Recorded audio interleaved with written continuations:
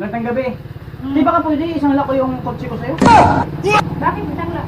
Ay, na-request yung anak ko ng fried chicken tsaka lechon. Ano eh? Anong klase ng kotse mo yan? Speed.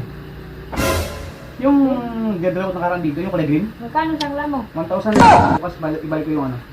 Pamura naman. Sure ka? 1,000 lang kasi bili ko ng ulam. Sige na. Kaya kotse mo, patingin din ako. Tara, ano problema?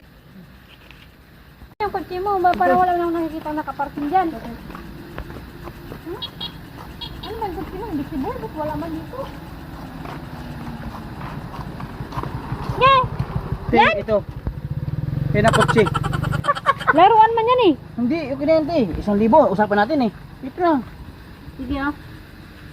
Pagkaasar mo, kala mo nung tapon na ako. Yes, nautang ko si ate. Babayin ako ng lechon tsaka fried chicken. Hindi man pwede ang tanggap na 1,000. Aroy!